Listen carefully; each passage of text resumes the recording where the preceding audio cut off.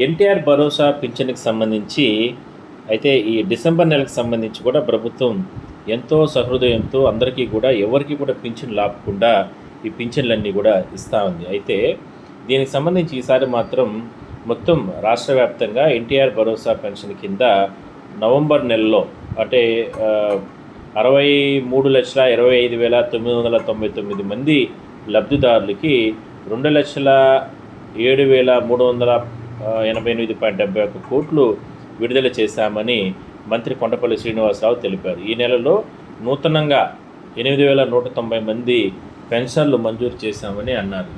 ఇందుకోసం అదనంగా 3.28 కోట్లు అదనంగా ఖర్చు చేసినట్లు మంత్రి చెప్పడం జరిగింది. అయితే ఈ ఆర్థిక సంవత్సరానికి సంబంధించి ఇప్పటి వరకు 21,280 కోట్లు పెన్షన్ల కింద లబ్ధిదారులకి ఇచ్చినట్లు అందజేయడం జరిగిందని ఆయన పేర్కొనడం జరిగింది. డిసెంబర్ 1వ తేదీ కూడా సీఎం చంద్రబాబు ఏలూరు ఉంగుటూరు మండలం గోపాలపురం గ్రామ సచివాలయ పరిధిలో ఆయన సామాజిక పెన్షన్ల పంపిణీలో కూడా పాల్గొంటారంటూ కూడా ఆయన ఒక స్టేట్మెంట్ ఇవ్వడం జరిగింది. సో మొత్తం మీద మనం చూడొచ్చు, అంటే ఈ సంవత్సరంలో అంటే దాదాపుగా 21,000 కోట్ల రూపాయలు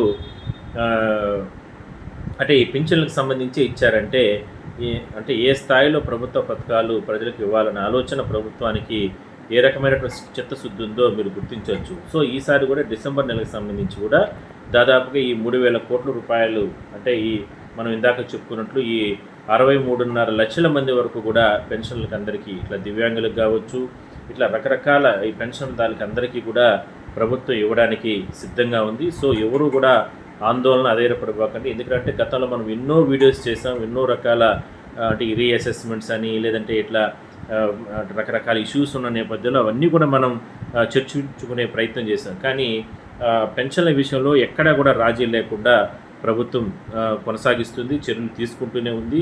సో ఎవరు కూడా ఆందోళన చెందబాకండి. ఎట్టి పరిస్థితుల్లో కూడా ఎవరి పింఛన్లు కూడా పోవు. ఎందుకంటే గతంలో కూడా మనం అంటే ఈ అనర్హతమైనటువంటి పింఛన్లు మాత్రం తొలగిస్తారంటూ కూడా అప్పట్లో కూడా మనం డిస్కస్ చేసుకున్నాం. సో మొత్తం మీద హ్యాపీగా ఈ డిసెంబర్ నెలకు సంబంధించి కూడా పింఛన్లు తీసుకోండి. ఇట్లా ఈ నెక్స్ట్ ఎందుకంటే ఇప్పుడు భారీ వర్షాలు ఈ తుఫాన్లు ప్రభావం ఉంది. సో అందువల్ల కొన్ని జిల్లాలకు ఇట్లా రాయలసీమ జిల్లాలతో పాటు కొన్ని ప్రాంతాల్లో ఈ భారీ వర్షాలు ఉన్నాయి. భారీ వర్షాల కారణంగా ఈ పింఛన్ల పంపిణీ కూడా కాస్త ఇబ్బందులు వచ్చే అవకాశం అయితే ఉంటుంది. కాబట్టి మీ దగ్గరలో ఉన్న సచివాలయాలకు సంబంధించి ఆయా ప్రాంతాల్లో ఈ పింఛన్లు మాత్రం మీరు తీసుకోండి. ఆల్ ద బెస్ట్ అందరికీ. సో మిగిలిన విషయాలన్నీ కూడా తర్వాత మనం డిస్కస్ చేద్దాం.